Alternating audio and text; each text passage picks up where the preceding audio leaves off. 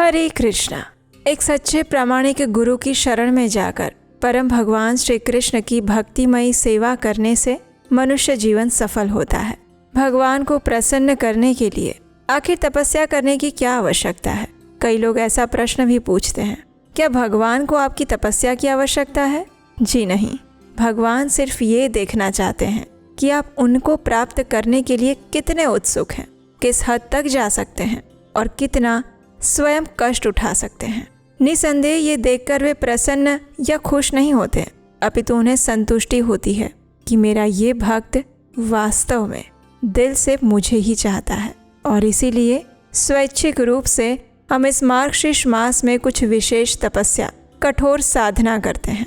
और हम जानते हैं कि आप सब भी इस मार्गशीर्ष मास में कुछ न कुछ संकल्प लेकर भगवान को प्रसन्न करने के लिए कोई न कोई तपस्या अवश्य कर रहे होंगे। भगवान आपकी इस तपस्या को सफल बनाए और आपको शक्ति प्रदान करें, सात्विक बुद्धि प्रदान करें, यही प्रार्थना हम करते हैं। और इसी प्रार्थना के साथ चलिए आज की मार्गशीर्ष मास कथा आरंभ करते हैं।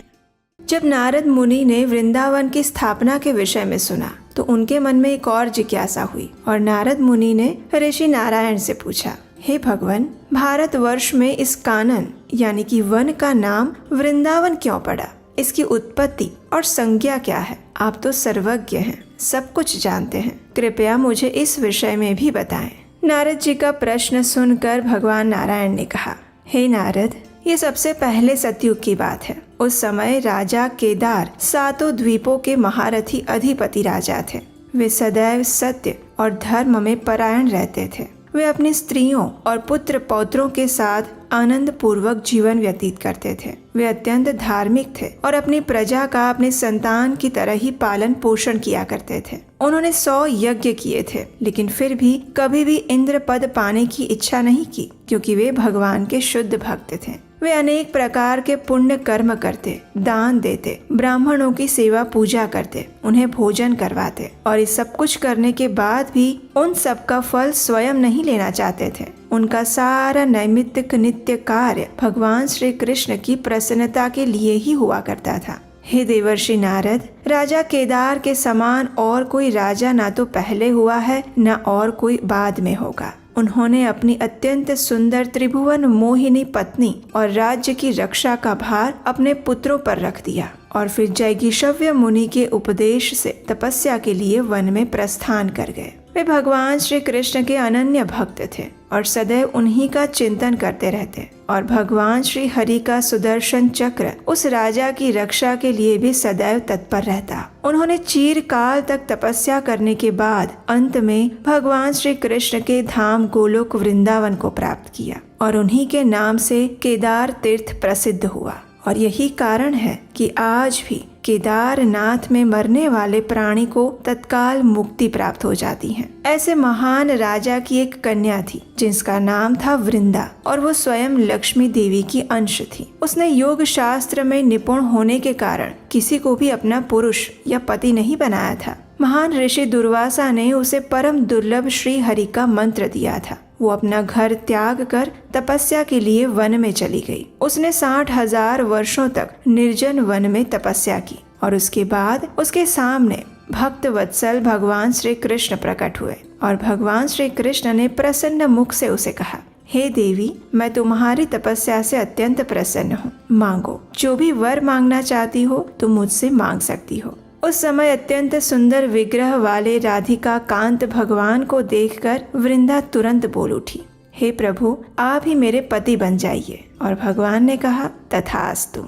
ये कहकर भगवान ने उसकी प्रार्थना स्वीकार कर ली और भगवान श्री कृष्ण के साथ वृंदा भी गोलोक में गई और वहाँ श्री राधिका के समान ही श्रेष्ठ सौभाग्यशालिनी गोपी बनी। वृंदा ने जिस स्थान पर तप किया था उस स्थान का नाम वृंदावन हुआ और वृंदा ने जहाँ क्रीड़ा की थी इसीलिए वो स्थान वृंदावन कहलाया। हे देवर्षि नारद, अब आप वृंदावन से जुड़ा हुआ एक और पौराणिक इतिहास सुनिए जिससे इस कानन का नाम वृंदावन पड़ा। एक समय राजा कुशध्वज की 2 कन्याएं थीं। वे दोनों ही कन्याएं धर्मशास्त्र के ज्ञान में निपुण थीं और उनके नाम थे तुलसी और वेदवती। भौतिक संसार और उसके सभी कार्यों से ये दोनों बहनें विरक्त थीं। उन्हें उनमें कोई रस नहीं था। उनमें से वेदवती ने तपस्या करके परम पुरुष नारायण को प्राप्त किया। वो जनक की कन्या सीता के नाम से सर्वत्र विख्यात हुई और तुलसी ने तपस्या करके श्री हरि को पति रूप में प्राप्त करने की इच्छा की, लेकिन दैववश दुर्वासा मुनि के श्राप से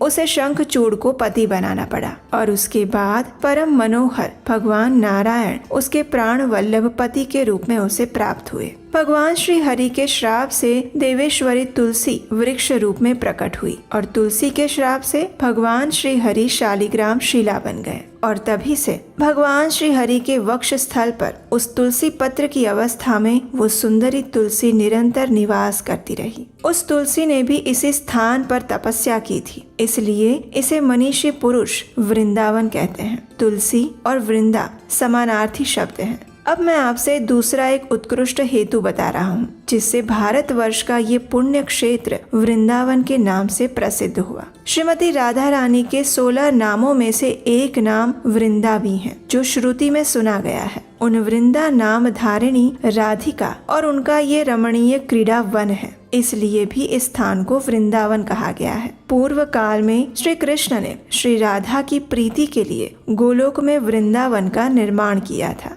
और उसके बाद उनकी क्रीड़ा के लिए प्रकट हुआ वो वन उस प्राचीन नाम से ही वृंदावन कहलाने लगा। ऋषि नारायण ने इस प्रकार वृंदावन का संपूर्ण इतिहास उजागर किया और तत्पश्चात नारद मुनि ने कहा, हे जगत गुरु, श्री राधिका के 16 नाम कौन कौन से हैं? उन्हें सुनने के लिए मेरे मन में उत्कंठा है। मैंने साम वेद में वर्णित श्री राधा के सहस्त्र नाम सुने हैं, लेकिन इस समय आपके मुख से उनके विशेष 16 नामों को सुनना चाहता हूँ। हे प्रभु, क्या ये 16 नाम उन सहस्त्र नामों के अंतर्गत ही हैं या फिर उनसे भिन्न हैं? कृपया आप उन पुण्य स्वरूपा नामों का उच्चारण कीजिए, उसका वर्णन सुनाइए और उनकी उत्पत्ति कैसे हुई उस विषय में भी बताइए। हे प्रभु, जगत माता श्री राधा के उन सर्व दुर्लभ पावन नामों को मैं सुनना चाहता हूँ। ये सुनकर श्री नारायण ऋषि ने कहा, हे देवर्षि, सुनिए। राधा, रासेश्वरी, रासवासिनी,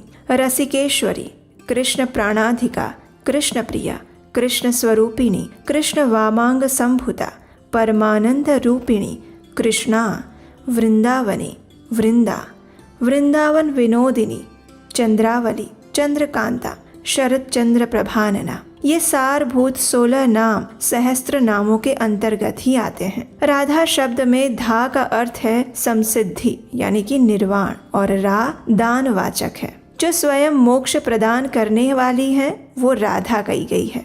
रासेश्वर की ये पत्नी है, इसलिए इनका नाम रासेश्वरी है। उनका रास मंडल में निवास स्थान रहता है, इसलिए उन्हें रासवासिनी कहा जाता है। वे समस्त रसिक देवियों की परमेश्वरी हैं, इसलिए महान विद्वान उन्हें रसिकेश्वरी भी कहते हैं। परम भगवान श्री कृष्ण के लिए वे अपने प्राणों से भी अधिक प्रिय हैं, इसलिए साक्षात श्री कृष्ण उन्हें कृष्ण प्राणाधिका कहते हैं। वे श्री कृष्ण की अत्यंत प्रिया कांता हैं अथवा श्री कृष्ण ही उन्हें प्रिय हैं, इसलिए सभी देवताओं ने उन्हें कृष्ण प्रिया कहा है। वे श्री कृष्ण रूप को लीला पूर्वक निकट लाने में समर्थ हैं और सभी अंशों में श्री कृष्ण के ही समान हैं, इसलिए उन्हें कृष्ण स्वरूपिणी भी कहा जाता है। परम सती मंगलमयी श्री राधा श्री कृष्ण के आधे वामांग भाग से प्रकट हुई है, इसलिए श्री कृष्ण ने स्वयं ही उन्हें कृष्ण वामांग संभूता कहा है। श्री राधिका स्वयं परम आनंद की मूर्तिमान राशि हैं, इसलिए श्रुतियों ने उन्हें परमानंद रूपिणी कहा है। कृष शब्द मोक्ष का वाचक है, अण उत्कृष्टता का बोधक है और आकार दाता के अर्थ में आता है। इस प्रकार वो उत्कृष्ट मोक्ष को देने वाली है और इसलिए उन्हें कृष्णा कहा गया है। वृंदावन उनका स्वयं का है, इसलिए वे वृंदावनी भी कही गई। वृंदावन की अधिदेवी होने के कारण उन्हें ये नाम प्राप्त हुआ था। सखियों के समुदाय को वृंद कहते हैं और अकार सत्ता का वाचक है। उनकी अनेकों अनेक समूह सखियां हैं, इसलिए वे वृंदा कही गई हैं। उन्हें सदैव वृंदावन में विनोद प्राप्त होता है, इसलिए वेद उनको वृंदावन विनोदिनी कहते हैं। वे सदैव मुख चंद्र और नख चंद्र की पंक्ति से युक्त हैं। इस कारण से श्री कृष्ण ने उन्हें चंद्रावली नाम भी दिया है। उनकी कांति दिन रात सदैव चंद्रमा के समान बनी रहती है, इसलिए श्री हरि प्रसन्नता पूर्वक उन्हें चंद्रकांता भी कहते हैं।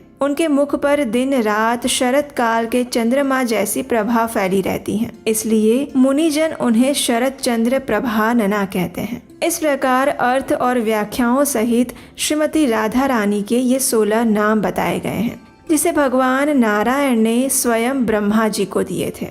और उसके बाद ब्रह्मा जी ने पूर्व काल में मेरे पिता धर्मदेव को इन नामावली का उपदेश दिया था। श्री धर्मदेव ने महान तीर्थ पुष्कर क्षेत्र में सूर्य ग्रहण के पुण्य समय पर देव सभा के बीच मुझे अपनी कृपा प्रदान करते हुए इन 16 नामों का उपदेश दिया था। और श्री राधिका के प्रभाव की प्रस्तावना होने पर अत्यंत प्रसन्नता पूर्वक उन्होंने मुझे इन सभी नामों की व्याख्या कह सुनाई थी। ये श्री राधिका का परम पुण्यमय स्तोत्र है जो मैंने आपको दिया। हे मुनिवर, जो वैष्णव ना हो और वैष्णवों का निंदक हो उसे इसका उपदेश कभी नहीं देना चाहिए। जो भी मनुष्य आजीवन तीनों संध्याओं के समय में इस स्तोत्र का पाठ करता है उसे श्री राधा माधव के चरण कमलों में शुद्ध भक्ति प्राप्त होती है और अंत में उन दोनों का दास्य भाव प्राप्त करके दिव्य शरीर और अनेक सिद्धियां पाकर वो सदैव उन प्रिया और प्रियतम के साथ विचरण करता है। नियम पूर्वक किए गए संपूर्ण व्रत, दान, उपवास, चारों वेदों के पठन, समस्त यज्ञों तीर्थों के विधि बौद्धित अनुष्ठान, सेवन से, संपूर्ण भूमि की 7 बार की गई परिक्रमा से, शरणागत की रक्षा से, अज्ञानी को ज्ञान देने से, देवताओं और वैष्णवों का दर्शन करने से और ये सारे कार्य करने से जो फल प्राप्त होता है वो सारा फल मात्र इस स्तोत्र पाठ की 16वीं कला के बराबर भी नहीं है। और इसीलिए इस स्तोत्र के प्रभाव से प्रत्येक मनुष्य इस जन्म मृत्यु के चक्र से भी सरलता से मुक्त हो सकता है। तो आइए हम भी इस परम पुण्यमय श्री राधिका स्तोत्र का उच्चारण करते हुए उनकी कुछ पंक्तियों को दोहराने का प्रयास करते हैं। श्री राधा रासेश्वरी रासवासिनी रसिकेश्वरी कृष्ण प्राणाधिका कृष्ण प्रिया कृष्ण स्वरूपिणी कृष्ण वामांग संभूता परमानंद रूपिणी कृष्णा वृंदावनी वृंदावन विनोदिनी चंद्रावली चंद्रकांता शरच्चंद्र प्रभानना नामान्येतानि साराणि तेषामभ्यंतराणि च। तो ये थी आज के मार्गशीर्ष मास की विशेष कथा।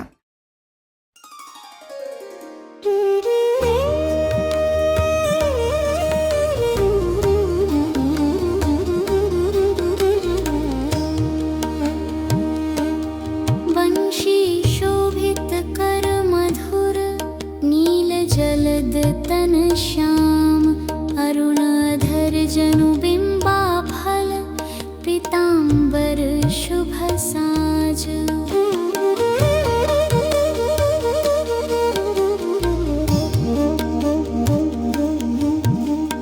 जय मनमोहन मदन छवि कृष्ण चंद्र महाराज करहु कृपा है रवि तनय राखहु जन की लाज।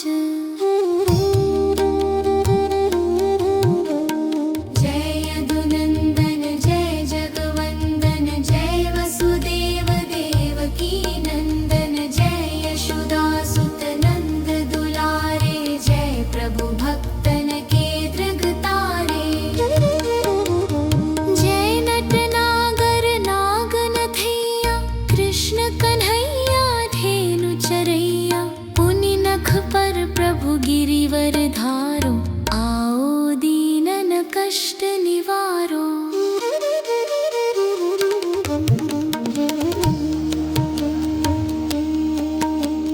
वंशी मधुर अधर धरि तेरी होवे पूर मनोरथ मेरो आओ हरि पुनि माखन चाखो आज लाज भारत की राखो।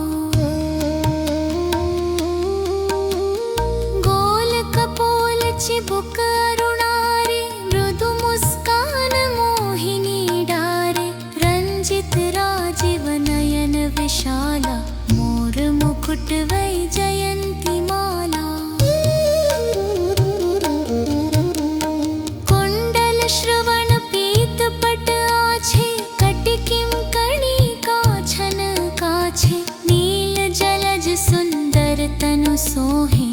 लखी लखी सुर नर मुनि मन मोहे। मस्तक तिलक अलक घुंघराले, आओ कृष्ण बांसुरी वाले। करि पय पान पुतन हितारयो, अका बका कागा सुर मारयो।